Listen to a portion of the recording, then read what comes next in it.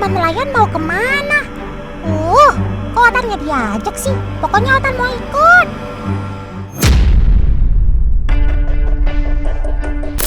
Apa?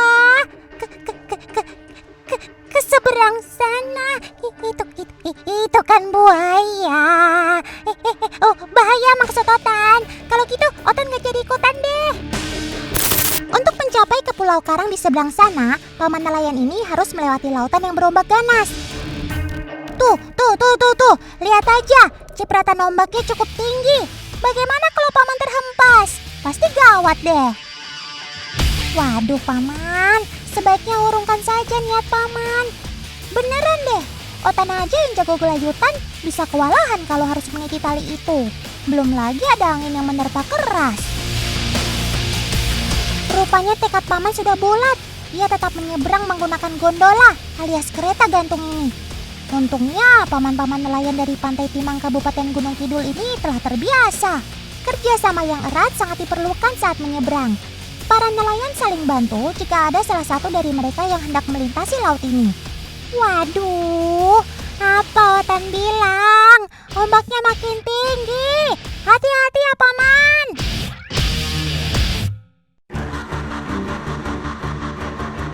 Wah, tapi paman pemberani ini berhasil. Ngomong-ngomong, apa yang paman cari di seberang sini sih? Paman yakin di sini banyak ikannya? Atau paman mau cari sarang walet? Duh. Sungguh Otan jadi penasaran.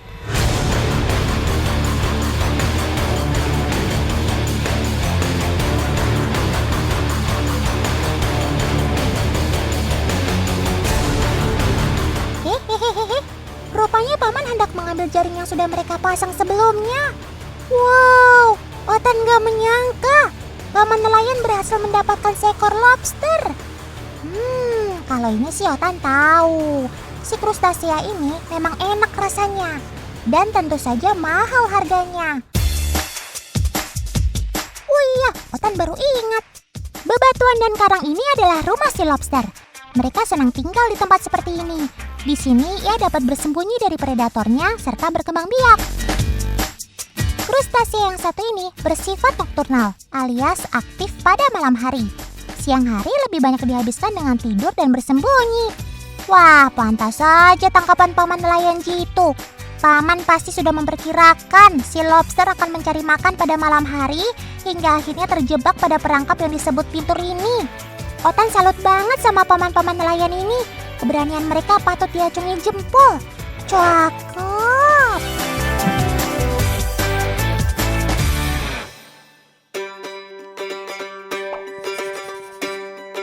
Waduh, Otan kesiangan datang ke sekolah nih. Bisa rusak reputasi Otan. Hayo, siapa yang suka terlambat datang ke sekolah? Otan yakin teman-teman di rumah pasti rajin semua. Tapi guys, kali ini Otan datang ke sekolah bukan untuk belajar, tapi karena lagi ada acara. Ternyata benar teman, sudah ramai saja ruangan di sini. Untung gak telat-telat banget nih. Jadi teman, ini adalah acara edukasi dari Badan Karantina Ikan Pengendalian Mutu, disingkat BKIPM, dan Keamanan Hasil Perikanan. Teman-teman Otan sedang diberikan pengetahuan mengenai lobster. Mulai dari bagian tubuhnya, habitatnya, dan cara ia hidup beserta sifatnya.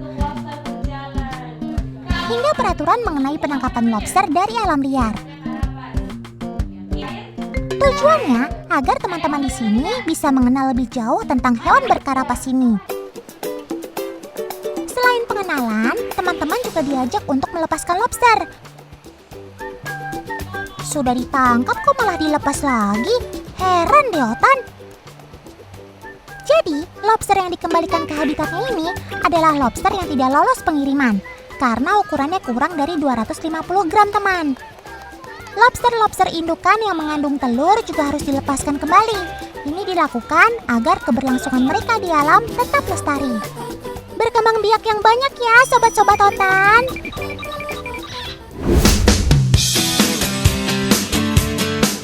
Hampir semua perairan di dunia menjadi habitat penyebaran hewan krustasea ini, teman. Lobster adalah hewan omnivora atau pemakan segala. Ia memakan ikan kecil, berbagai moluska, ganggang, dan tanaman laut.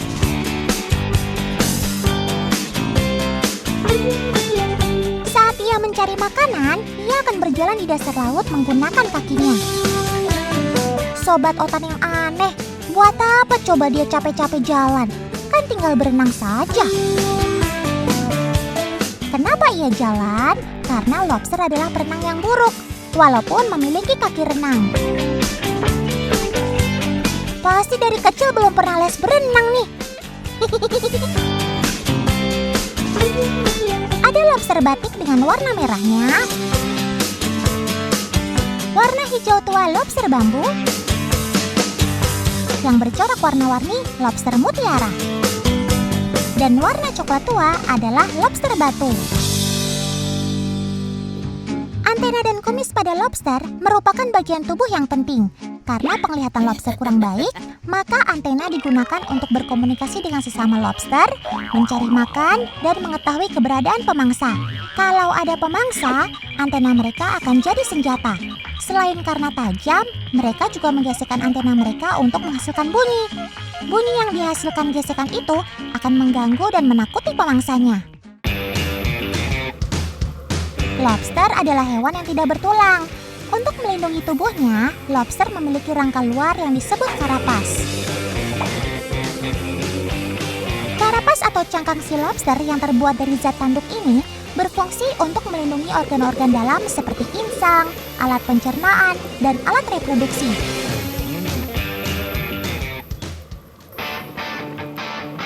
Lobster memiliki kemampuan menghasilkan enzim telomerase yang sangat banyak yang berfungsi melindungi si krustasea ini dari penuaan dini, teman. Salah satunya dengan kemampuan berganti kulit alias molting.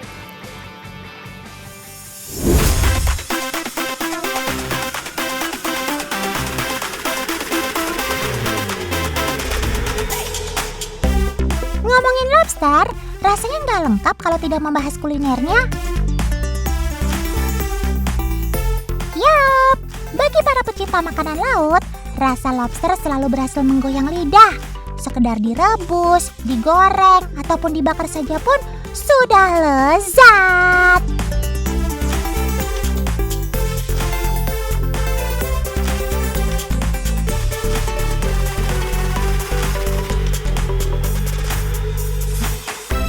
Tapi Otan mau berbagi sebuah kuliner unik nih, namanya lobster mentai. Lobster mentai adalah hidangan lobster yang disajikan bersama nasi dan juga saus mentai. Saus mentai ini asalnya dari negeri Sakura alias Jepang. Bahan sausnya terdiri dari telur ikan dan bumbu lada. Nah, lobster rebus yang sudah cukup matang kemudian angkat dan didinginkan memakai es batu seperti ini. Ini dilakukan agar daging lobster yang lembut sehabis direbus menjadi lebih padat. Sambil menunggu, bumbu mentainya kita siapkan. Telur ikan, lada, mayones, dan beberapa bumbu lainnya dicampur dan diaduk seperti ini. Lama-kelamaan, bumbunya akan mengental. Mudah kan?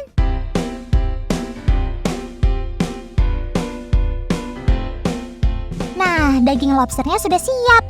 Sekarang kita pisahkan daging dari karapasnya yang keras. Bersihkan, kemudian dagingnya kita potong kecil. Nah, sekarang kita siapkan nasinya. Nasi ini berasal dari Jepang, namanya kukoho. Sudah diberi bumbu khusus yang dinamakan onori. Aduk merata bersama serpihan jagung. Letakkan campuran nasi ini ke dalam wadah khusus. Dan ingat ya, harus dipadatkan. Kemudian taruh saus mentai di atasnya seperti ini. Lalu, taburkan bubuk bonori dan juga telur ikan. Terakhir, taburkan daging lobster di atasnya. Supaya rasanya makin enak, kita semburkan api seperti ini hingga warna daging lobster kecoklatan.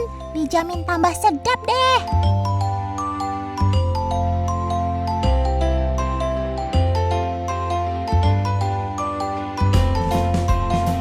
Rasa daging lobster yang manis berpadu dengan bumbu mentai yang gurih. Jos enaknya. Teman di rumah pasti ketagihan.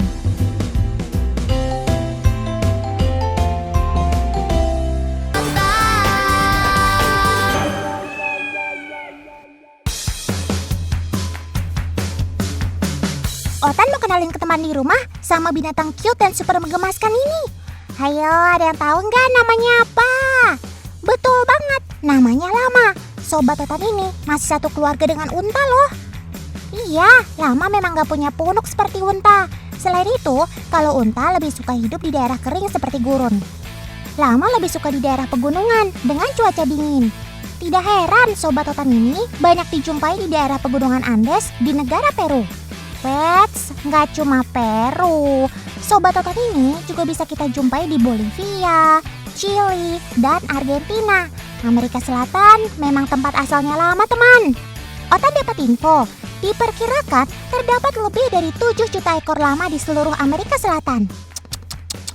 Bisa bikin partai kamu, sob. Oh iya, lama termasuk hewan peliharaan tertua di dunia loh. Ribuan tahun lalu, suku asli di Peru memeliharanya untuk berbagai tujuan. Salah satunya untuk dijadikan wol. Pakaian hangat dari wol lama punya harga yang mahal loh. Sebab seekor lama hanya bisa menghasilkan wol seberat 0,5 kg per tahun, teman. Kalau teman-teman di rumah mau ketemu lama, gak perlu jauh-jauh ke Peru. Di Indonesia juga ada lama kok, tepatnya di salah satu kebun binatang di Jawa Timur ini.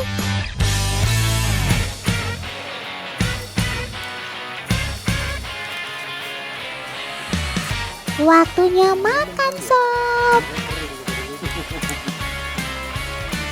Sobat Otan ini adalah herbivora atau pemakan tumbuh-tumbuhan. Ia suka sekali makan rumput-rumput segar. Di kandang ini, ia juga hidup akur dengan si kambing. Gitu dong, sesama teman memang harus akur. Lama hidup dalam kelompok sekitar 20 ekor.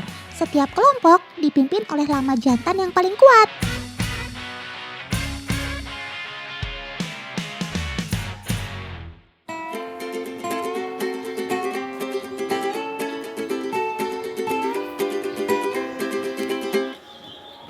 Kali ini, Otan mau kasih sedikit tantangan untuk si lama. Sob, Otan mau kasih kamu cemilan wortel yang enak, tapi kamu harus usaha dulu ya. Nah, wortel ini akan digantung, teman. Ayo sini, sob. Jangan malu-malu. Saat posisi wortel sejajar, si lama dengan mudah bisa meraihnya. Nah, kalau posisinya lebih tinggi, si lama jadi malas nih. Ayo dong, usaha, sob. Sob. Dari tadi kamu mulu yang makanin wortelnya. Bagi-bagi dong sama yang lain. Oh, rupanya dia ini adalah lama jantan si pemimpin kelompok, teman. Pantas saja ia sangat berkuasa dan gak mau bagi-bagi.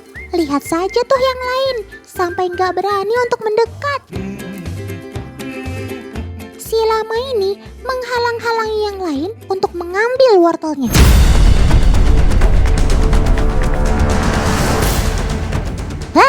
Kalau gak mau bagi-bagi gak apa, sob. Tapi jangan main sembur aja dong. Bau tahu. Tuh, kasihan kan? Harap maklum, teman. Beginilah Sobat Otan kalau sedang merasa terusik. Ia mengeluarkan jurus meludahnya untuk bertahan.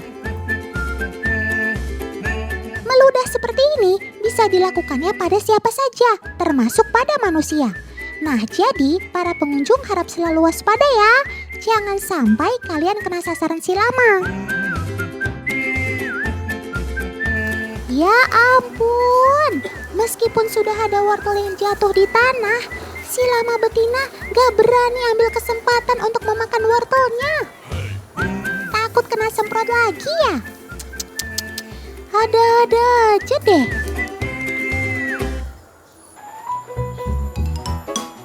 Oh iya teman, hari ini rupanya jadwal si lama cukur bulu. Cie, mau ke salon dulu ya? Bulumu sudah tebal sekali, sob. Nah, mencukur bulu seperti ini akan menghindarkan si lama dari bakteri dan penyakit kulit lainnya. tebal juga ya, Sob. Si paman harus berulang-ulang melakukannya. Tenang teman, dalam sebulan bulu si lama akan tumbuh lagi kok. Hayo, mana yang hewan lama dan mana yang hewan alpaka? Mereka masih satu keluarga Camelidae, makanya mirip banget teman. Tenang, Otan kasih tahu perbedaan dari dua sobat Otan ini ya. Yang pertama, kalian bisa lihat bentuk telinganya. Telinga si lama lebih panjang dibanding alpaka. Telinga alpaka juga bentuknya lebih runcing teman. Lalu yang kedua, tubuh lama lebih besar dan tinggi dibanding alpaka. Tinggi lama bisa mencapai 1,6 meter dengan berat hingga 200 kg. Sementara si alpaka tingginya hanya 90 cm dengan berat rata-rata 65 kg. Beda jauh, Sob. Teman-teman di rumah pasti nggak akan ketukar lagi deh. Apa? Masih pengen tahu lebih jelas tentang alpaka? Ya udah, Otan beri nih. Ada hiu, ada bekicot. Check it out. Di daerah Maple Valley, negara bagian Washington, Amerika Serikat, pasangan suami istri paman Jeff dan bibi Lori Williamson sudah beternak alpaka sejak berpuluh-puluh tahun lalu. Nah, berbeda dengan lama di Amerika Serikat dan beberapa negara lain, alpaka sering dilombakan loh. Macam kontes kecantikan gitu deh. Sobat baru Otan, si Maggie sering banget ikut kontes alpaka. Bahkan sering jadi juara loh. Keremaks kamu, Sob. Hari ini Maggie mau didandanin tuh. Bulu Maggie akan dipotong. Begitu juga dengan kukunya. Maggie alpaka berjenis wakaya teman. Ciri khasnya punya bulu bergelombang seperti ini. Wah, bentar lagi si Maggie jadi cantik deh. Teman, bulu alpaka juga sudah lama diolah menjadi benang wol. Malah wol alpaka terkenal lebih halus dibanding lama. Masih di negara bagian Washington, terdapat tempat pengolahan bulu alpaka. Awalnya, bulu-bulu alpaka dari peternakan akan dibersihkan selama 15 menit. Sobat Otan ini main apa sih sampai bulunya banyak debu begini? Sampai harus dicuci berkali-kali biar benar-benar bersih. Nah, kalau bulu sudah bersih, baru deh keringkan. Bukan sejam 2 jam, sampai berhari-hari teman. Soalnya bulu alpaka itu seratnya rapat. Jadi biar bisa dipisahkan seperti ini, memang syaratnya bulu alpaka harus benar-benar kering. Ini hasilnya. Warna-warna cantik ini memang warna asli alpaka. Masih ingat kan dengan warna bulu si Maggie? Serat bulu alpaka yang masih menggumpal ternyata masih harus dipisahkan. Lalu, biar wool alpaka ini masih kuat, butuh banyak proses teman. Pertama, pola benangnya dibuat saling melintang seperti ini. Lalu pinta lagi menjadi bentuk spiral. Terakhir, benang wool alpaka akan diuapkan. Sob, ternyata untuk bikin wool dari bulu kamu tuh panjang banget ya prosesnya. Nah, kalau sudah jadi benang wool, bisa diolah jadi berbagai produk tekstil. Salah satunya selimut. Otan kasih tahu ya, benang wool dari bulu alpaka itu unik banget. Kalau dipakai di cuaca dingin akan terasa hangat. Sementara ketika cuaca panas akan terasa sejuk. Cakep.